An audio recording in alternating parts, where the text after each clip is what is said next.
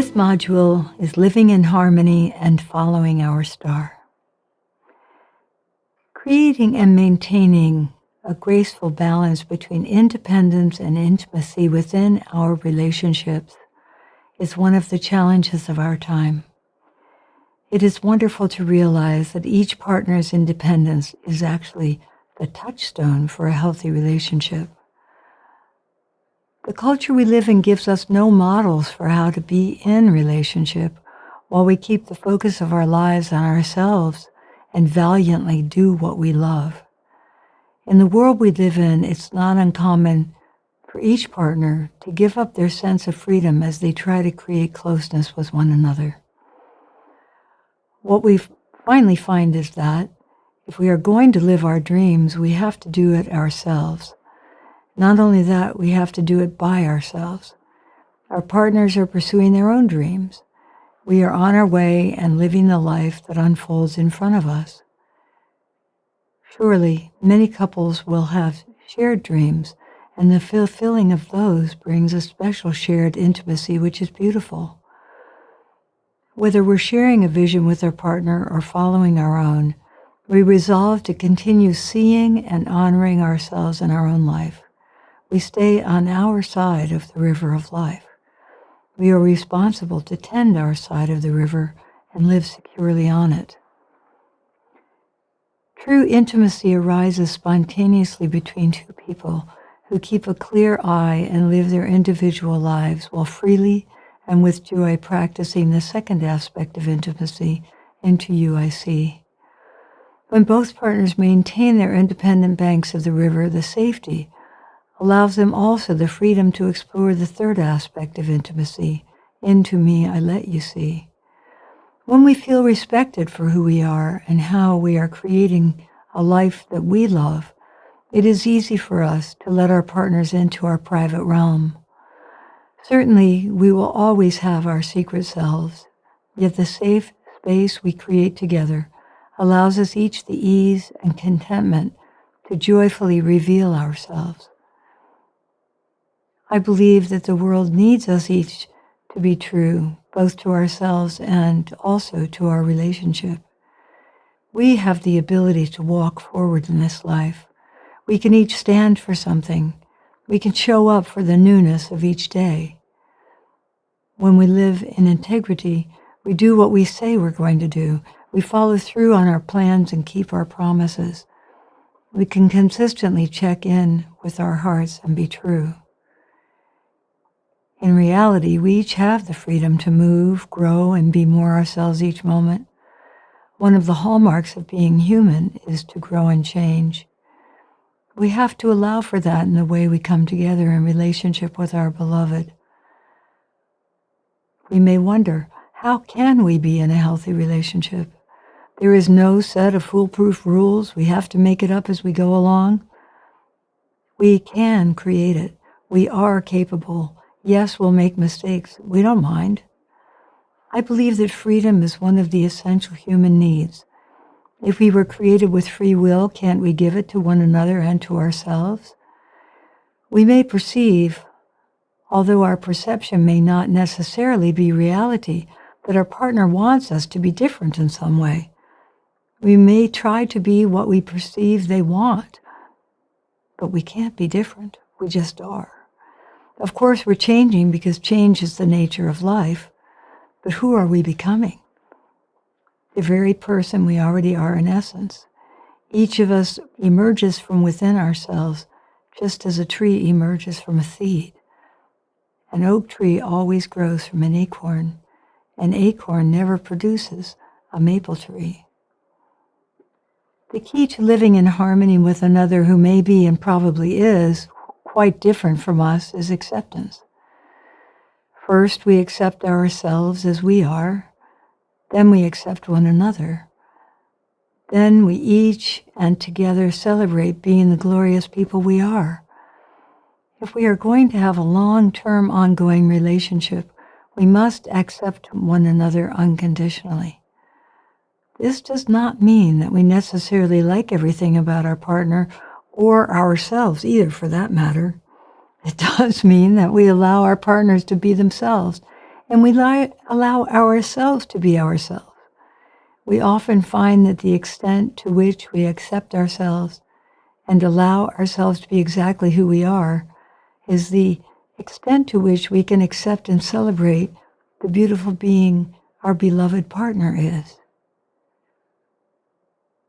I had couple friends who had been together in what was obviously great harmony and peace for 20 years. I could see how different they were from one another, one a carpenter, the other a homemaker. I asked what their secret was. Looking a little sheepish, one said, rather than being annoyed by one another, we decided from the very beginning to find each other's foibles endearing. What a success that decision has made for them. They went on to say that they had discovered we must be free, and we must free those we love to find their own good in their own way. Love frees the beloved. We never lose love by freeing our loved ones. Everyone must follow their star. One of the great gifts we give one another in relationship is to support our partners, to seek, find, and follow their stars. When so often societal voices say no, it is a great gift to have someone who believes in us and our dreams. When our partner encourages us and says an unqualified go for it, we feel heartened. We step more easily out in an untried direction. As part of the human family, we are invited to honor the light streaming from the stars, not only in ourselves, but in others as well. Everyone can think what they wish, follow their inner yearnings, live as they wish. No one has to defend or explain their lives to anyone else. When our partner is following their stars, we watch from our side of the river and are inspired to do the same. How do we live together day by day? We each do what we love. We celebrate our partner's victories and share our own. Now we're going to talk about making agreements and arriving at consensus. Naturally, when we share a life with another, we have to have some guidelines to establish and maintain harmony in our household. It's easy, really. If we're accountable for our actions, others will trust us. We have to do what we say we're going to do. When someone asks us to agree to do something, we need to check in with ourselves. We need to see if we're willing to follow through on what we say. If so, we can make an agreement and commit to keeping it. If not, we can say no to what is asked. The more we practice being true to ourselves, the more we do what we want and love. We can trust ourselves. If we listen in and hear no, we can trust that no. If we hear yes, we can move forward and trust where we're headed. Likewise, we find that we trust others when they do what they say they're going to do. Making and keeping agreements is an integral part of a healthy relationship. Some of the most common difficulties I see in couples I work with is in the area of hidden agendas. To live in harmony, it is essential that our agreements be out in the open. To have unspoken agreements is to live in murky waters. When our agreements are out in the open, both parties know exactly what's going on. Disagreements arise less frequently when we live our relationships in an open, forthright manner. If a disagreement arises, our job is to return our focus to ourselves, to reestablish within ourselves our inner independent spirit. We can accept the other and treat them with patient reserve. There is no need to belabor our point. If an agreement has been clear and freely entered into by both parties, and if it is abandoned by one party, the other doesn't have to take it personally. We all make mistakes.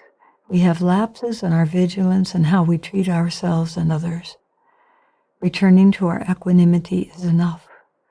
Disengaging from the situation is often all that's needed for the other person to see themselves. We don't have to point out how another person can change to suit us. Our job is always to keep the focus on ourselves. Agreements are important. They offer clarity and give rise to trust. When we make agreements, it is a wonderful opportunity to show up for what we have agreed to. If we need to change or break an agreement, all we have to do is set up a time to talk during one of our Art of Conversation meetings. It's easy. Sometimes we make mistakes too. If we find that we've broken one of our agreements, we can make amends. If our partner has broken an agreement without talking about it, we can bring it up in our daily meeting. If we find ourselves blaming others when disagreements arise, or if we find ourselves blaming ourselves for our own lapses, we can gently remind ourselves, blame is off the track, merely a mistake. We can take the next opportunity to do things differently. No problem. Naturally, agreements have to be clear with both parties. No aspect of an agreement can be left unspoken or assumed. Assumptions wreak havoc with peace in relationships. We take special care to avoid them. If our partner says or does something that is not clear, we can ask for clarification. When making agreements, we can be sure the tenets of the agreement are clear and clean. We can talk back and forth until we both see. Funnily enough, if we want to make an agreement and change it, all we have to do is to say so. It's amazing how simple communication can be when there's plenty of room for conversation. Taking what seems like it might be challenging for either of us into the art of conversation gives us a comfortable, safe, and familiar platform from which to address anything that comes up. Sometimes a situation arises where a decision has to be made. Each partner may have a different take on the situation. What to do then? Our culture places a high value on compromise as the way to deal with situations in which two people or groups have a difference of opinion. We have seen again and again, however, that when both sides make concessions, often settling for something less than they wish, this is compromise. In other words, neither person ends up with what they really want, and both go away from the encounter less than happy. Another way of handling difficult situations, or merely to make decisions that allow us to move forward, is to practice the art of arriving at consensus. This often takes longer than coming to compromise, but especially in a committed relationship like a marriage, it is well worth the extra time it takes. And this is our practice of the Art of Conversation 3, arriving at consensus. When, during a decision-making Art of Conversation meeting, we relax and seek only to come to an agreement which is good for both of us, the decision is not made at the expense of anyone. Both partners are not only in agreement, but there is harmony in the air, because the decision can be supported by both people involved. The word consensus comes from the Latin root consentio, which means to feel together or agree. If we can sit together and feel together, take our time and stay in harmony, decision-making even in the most challenging situations can be exciting and fun.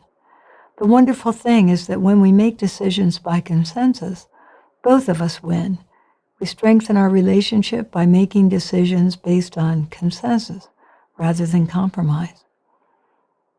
When we think about it, we can see that giving and receiving are the same. When I give to you and you receive my gift, it gives me just as much joy as it does you. When I'm willing to receive from you, you are happy too. Where does joy come from? It comes from giving to someone who feels safe with us and can receive what we offer. Likewise, it comes from knowing that we feel safe enough to receive the loving gift of another.